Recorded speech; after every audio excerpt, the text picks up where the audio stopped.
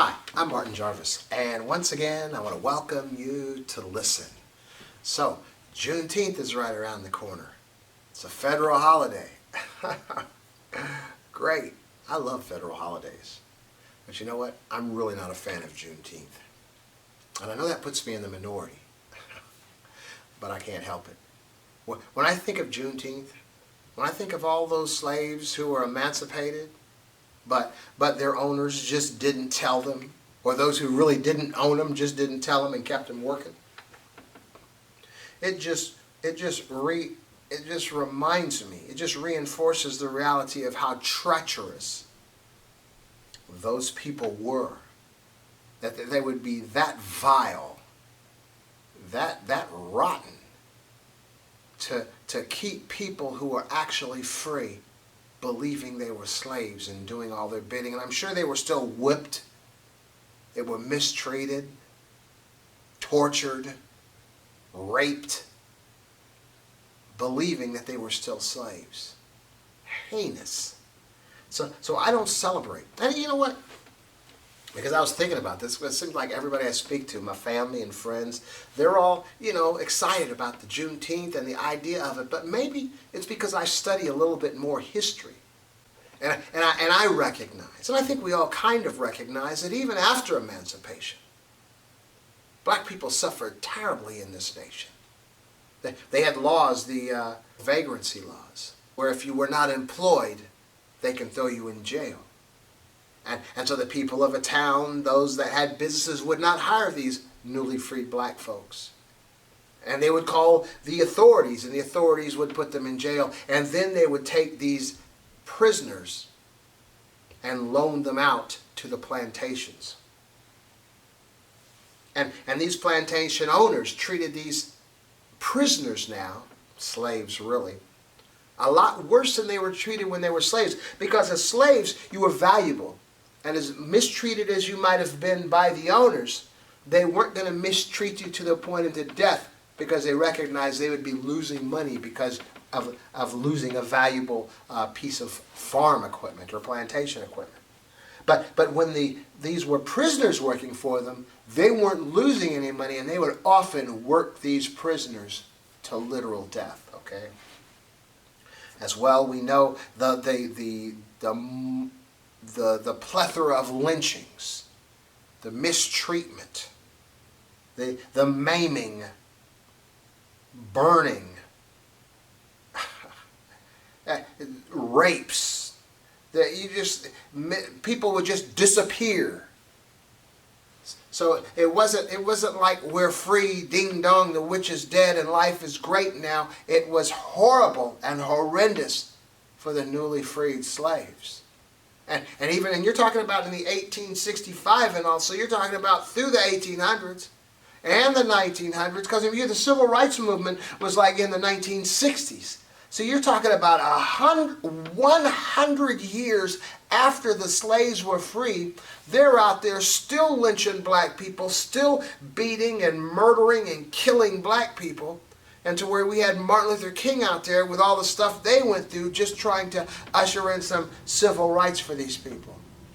So life was terrible for the newly freed slaves. So when we talk about Juneteenth, so now these slaves are finally free, and now they're still facing all this other stuff. So maybe that's why I can't embrace it by everybody else, because it was not like life was good for them on Juneteenth. Because now they just joined the ranks of the rest of the persecuted, newly released slaves, okay? So no, I don't see Juneteenth as that celebration from me. I believe we're still in a position, in this nation, where we have a long way to go. And so that's why I take issue a lot of times, with the attitudes that we have in this nation as black people. See, I don't even blame our condition that we have in this nation on white people. I mean, they may have been the ones that got us here, but we're the only ones that are going to get ourselves out. And we have bought into the poison. We have, when we talk about institutional racism, when we talk about, the critical race theory and all this stuff, the point of it all is to recognize the brainwashing that these institutions, that these systems that have been set up, that the exposures and experiences that black people have had all of their lives, what has created in the minds of black people. We are brainwashed. How can we believe that it's okay to smoke weed? You've been brainwashed. You're partaking on something that's keeping you from being productive. The situation that black folks are in this nation today, you don't need something that's going to keep you from being productive. Why are you drinking alcohol? Why are we drinking so much alcohol? Whose bank accounts, whose money coffers are we filling by buying all that alcohol? Oh, let's drink some Chivas. Let's drink this. Let's drink this. All that stuff we're drinking, from the high end down to the lowest end, whose bank accounts are we filling? We're screwing ourselves, taking our money and giving it back to them for something that's not really going to add value to our lives, okay? How about the condition we're in? Even the welfare system. You know, we want to look at the welfare system as something good, and it is good for people who need help. But the reality is it's also a restrictive a leash that's keeping you in a certain place that will not allow you to progress. Just the masters, they took care of the slaves. They gave them housing. They gave them clothing. They gave them food. But not enough to progress outside of the situation of their lives. Even the sharecroppers after emancipation, years after emancipation, just giving them an opportunity to work and say and feel like they're free, but their lives really hadn't changed all that much, keeping them in that position. You know, years ago, when my son was about 12 years old, he's off in his 30s now, you know, living a life. We were in Dayton, behind this building where my wife, a business my wife had owned at the time. And it was pouring down rain. It was like one of those, I love the rain, but it was like pouring down hard. So we're getting ready to go in and see her. We're getting out of the car, and all of a sudden, it's been raining for a while now. We're hearing what sounds like a baby crying. Just crying and whimpering and whimpering. And we look at each other, and it's not an imagination. Maybe I just heard it, you did, but we both heard it. And as we didn't know where it was coming from, it was just a baby that was crying. It was whining in this torrential, hard-hitting, pounding rain. And so I kind of got out of the car and looked around a little bit. We were getting wet, but we were looking around for where this whimpering was coming from.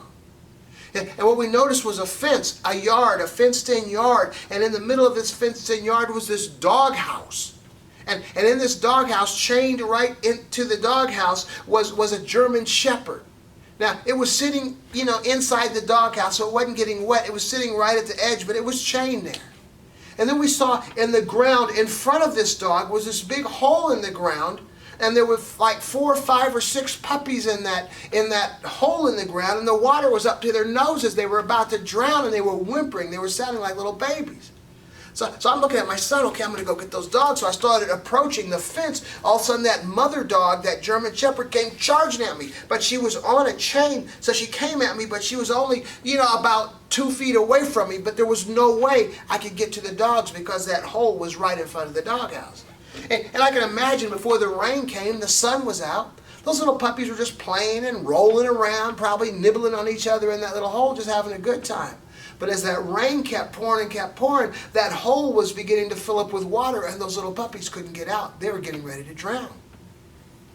So I looked at my son like, what are we going to do? And so I looked over, and I saw there was no way to get to the puppies, but I saw this big, it was like a pole with a little hook on it.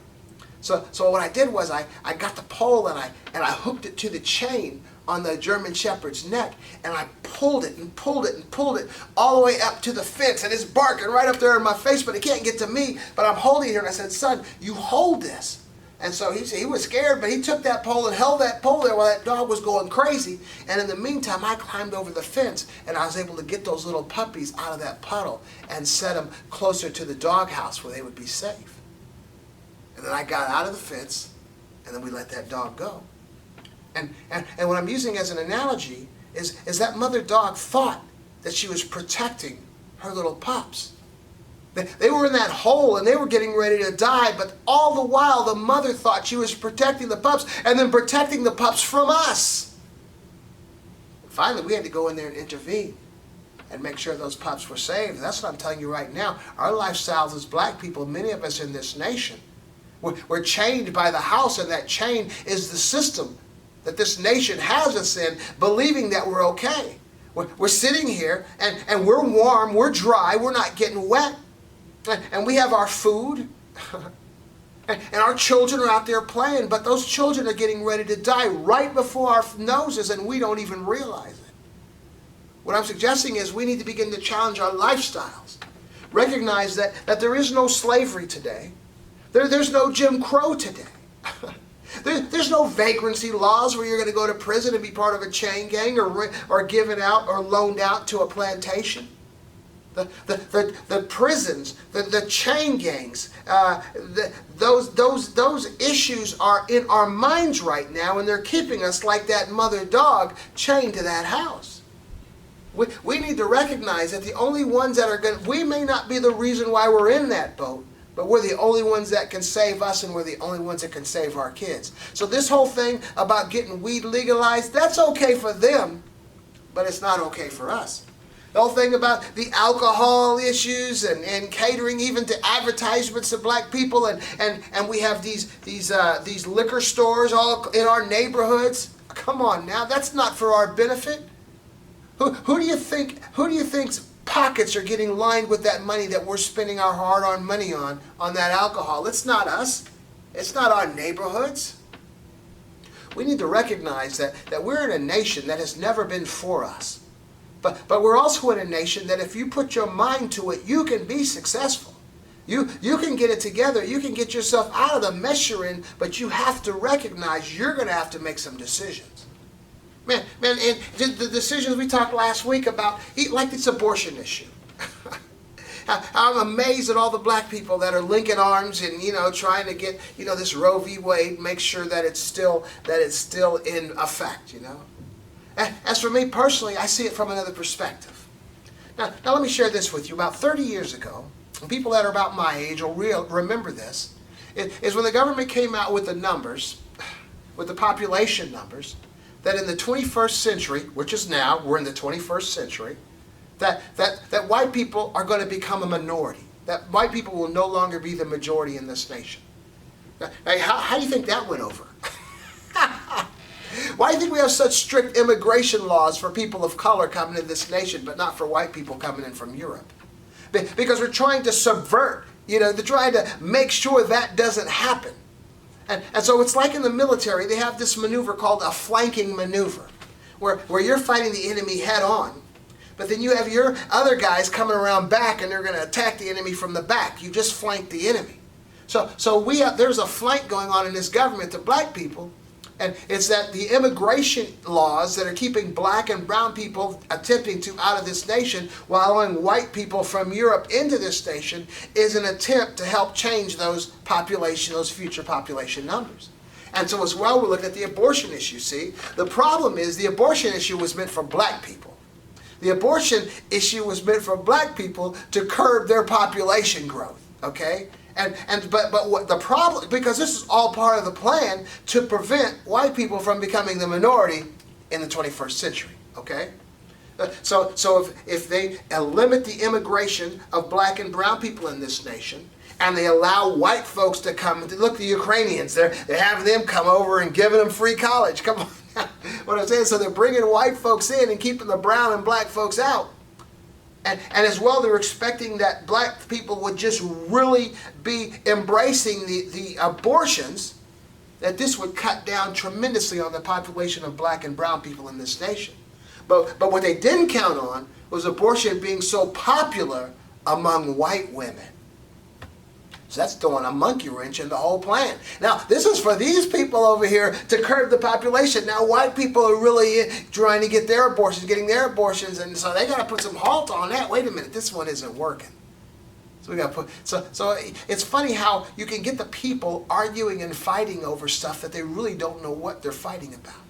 So I'm telling black people today, this is all part of what we need to recognize. We need to stop doing the drugs. We need to stop doing the alcohol. We need to stop killing our babies. Just take care of our babies. Be responsible. These are voters. This is a population. This is a thicker population. I'm telling you, become responsible. Now I'm throwing a lot of stuff in here because I don't criticize without giving ideas on how to make things better.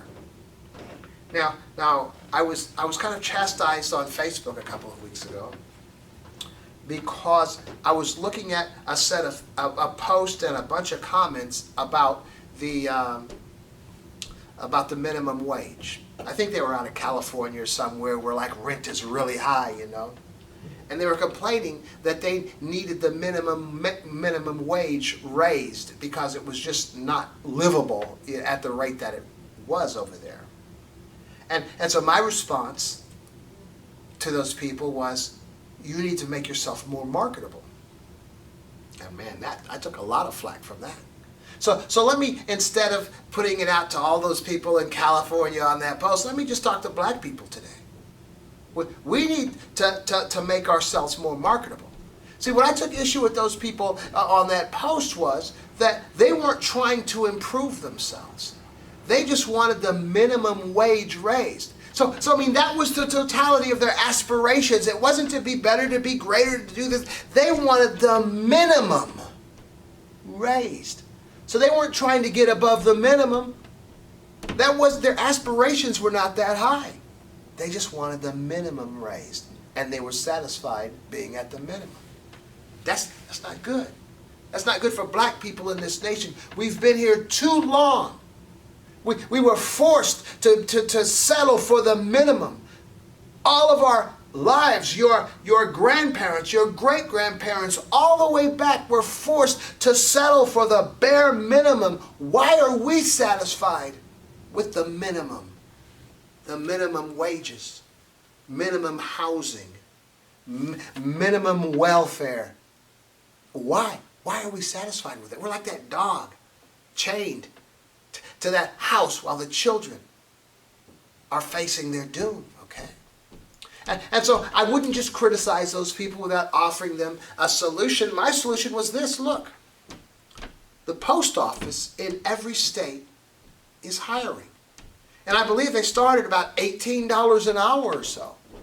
Go to the post office and get a job, okay? Some people just don't want to do that kind of work in the winter, in the heat, you know, or whatever, the rain or the storms or whatever. I worked for the post office for 28 years. And I was out of corporate America. I was wearing a three-piece suit, hat with the feather in it, trench coat, briefcase. I was that guy for 13 years. AT&T took over. I left NCR. 5 months later, I was a mailman. 34 years old. It's like, first week, I was about 100 degrees outside. I didn't think I could do it. But then I came home and looked at my son. He was 4 years old. I'm like, what choice do I have? Sometimes you just got to suck it up. You just got to do what you don't think you can do, simply because it's necessary. So I'm looking at this guy. So even if you don't want to work for the post office, say you have a minimum wage job, or you work for the post office, use both those scenarios, same person. You have a job, okay? And even if you, I'm not sure how the welfare system works, but I believe you could probably do this if you're on welfare. Go to school. Go to Sinclair College. Man, I went to Sinclair College when I was 50 years old, just because I wanted to have an associate degree. And they had a special, they have a setup where you could, I think it was like $33 a credit hour. And so most of the classes were like, say, 3 credit hours, $99, okay? And they had a plan where they could just take the money out of your bank account. And so every 2 weeks, or every month, whatever it was, I can't remember, probably whatever you decide, they'll take that amount of money out of your check. It's not that much because it goes for a quarter, which is like 3 months. $99 out of 3 months, that's not bad. Jeez, maybe $15 every 2 weeks. We spend more than that on everything, right? Come on now. So I'm just saying is, you just do that and be diligent. Now if you're smoking weed, you're not going to make it. If you're drinking alcohol, you're not going to make it. If you're partying every night at night, you're not going to make it. You got to determine, change your lifestyle. How important is it for you? And you will graduate with an associate degree. And whatever job you're working, whether you're at the post office making $18 an hour or you're working somewhere else making the minimum wage, you can go to the next employer who's paying more than that and saying, look, I have an associate degree. That employer is going to be so impressed that you had the diligence, that you had the fortitude, that you even created a plan and walked it out. You're going to get hired for that next higher paying job. Start working that job. Be excellent. Catch the boss's eye. Don't call in sick. Do a good job. And you get promotions, and even then, go to Wright State. Say, look, I got my associate degree. Go to an advisor. What do I have to do to get my bachelor's degree? Repeat the process. Get your bachelor's degree, and then go to another employer that's paying more and say, look what I've done. They'll be so impressed that you were that determined, had that fortitude to get that education. They'll hire you. You'll impress yourself and educate yourself right out of the mess you're in, right out of minimum wage. We have to do this. We have to wake up. I'm telling you now, there's a lot of stuff going on in this nation right now. A lot of stuff going on in the world that we used to just look at, in the news and just be amazed and all that. But come on, all these shootings and school shootings and church shootings and just shootings everywhere. A lot of people are dying. You never know. So we got people arguing over the abortion issue, arguing over the gun issue, arguing over all kinds of stuff. But the reality is the situation is getting worse. It's not getting any better. And so I'm telling you, as black people, you need to get while the getting is good. I realized this when Obama became president. That's when I went to school when I was 50. It was like, man, this brother, younger than me, Harvard education, Harvard law attorney, Harvard law professor. Then he was a senator, and now he's president. And all I had was a high school diploma. I decided I was going to go to Sinclair just to get an associate degree. I was diligent. 10 years later, I earned my MBA. That's what I'm talking about. It can be. I'm not telling you something that I don't know. I'm not telling you theory. I'm telling you this can work. Now for me, I didn't need another job. I had a good job. It was just the idea. And I don't know, it's sort of like, for me, and maybe it's the dad part in me, but I like to give advice. I like to share. I like to help people. But I will not suggest to you something that I have not tried, that I don't know works. And this is what it's like in life. I know some people on Facebook, they probably get tired of me because I post these pictures of me exercising, working out, eating right. Well, not do it in the process, but just talking about it. Or after the fact, I'll take a picture. But that's because this is something that I know you can do. I'll be 64 years old this year, and I'm in pretty good health. Why? Because I exercise, I eat right. That's it. And so then, not only do I tell people to exercise and to eat right, I tell you how. I told you how I eat right. I'm not the most disciplined person in the world, so I had to find ways to get myself to be successful. So I have like a 40-minute martial art cardio, only because I used to do the martial art. So I know all the moves. It's like 1,000 punches and 900 kicks in the course of like 40 minutes. It's great cardio. For me, some of you, my wife rides one of those Peloton, bicycle things. Everybody has their own kind of thing to do. And just every day, or I try to do every day, it might equate to maybe 4 or 5 times a week. As well now, every day, I do 50 push-ups. Now, you might say 50. I don't know if I can do 50. Well, I couldn't either when I started. I mean, I could pull off 30, but they'd be looking kind of sloppy, because who does push-ups?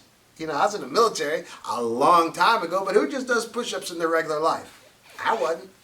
So what I decided to do was, and this is the concept that I'm giving you right now, I decided to do 10 push-ups.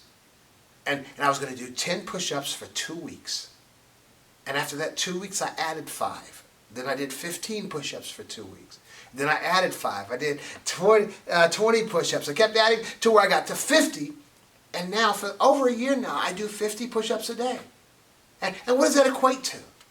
First of all, it was easy to build up to. Anybody can do it. If you can just do 2 push-ups, just do 2 push-ups for 2 weeks. Don't rush it. 1 week, I can do. Don't do any more. Do it for 2 weeks and just add 2 or add 5, whatever. You don't have there's no rush. You got the rest of your life. So 2 weeks, just add however many more you decide, however many more you decide. I stopped at 50. So that means I do 50 push-ups every day.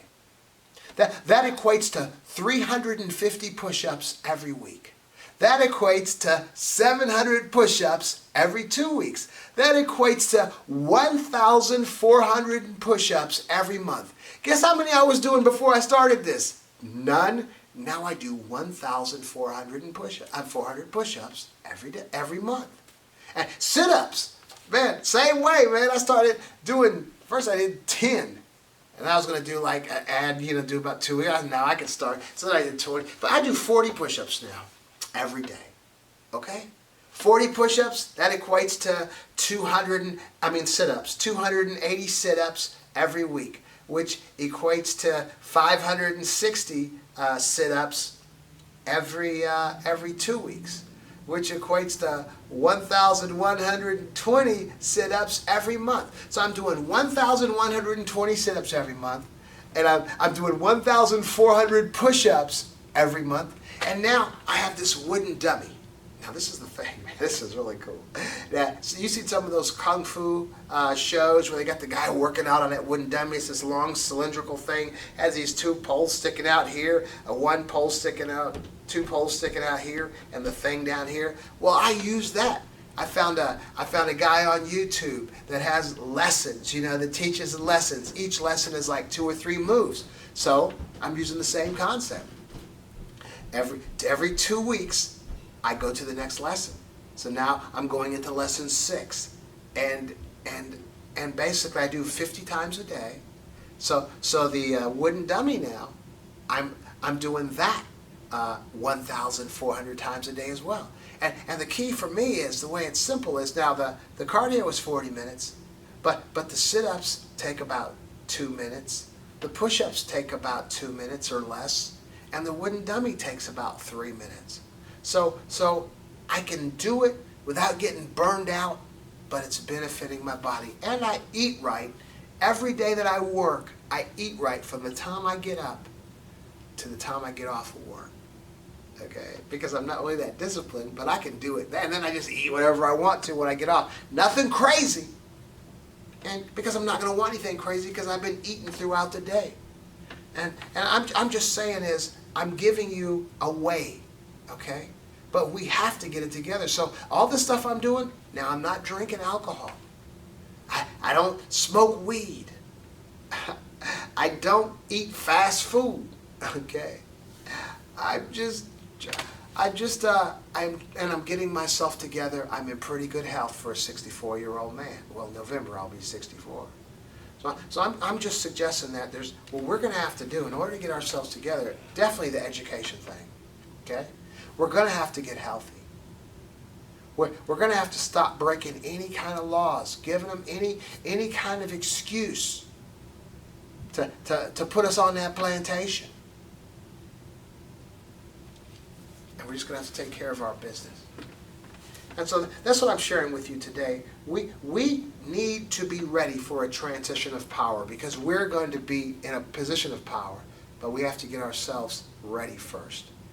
And that's all I'm sharing. Get yourself together. How's that? Well, I want to thank you for joining me for listening. And I want to invite you to listen again.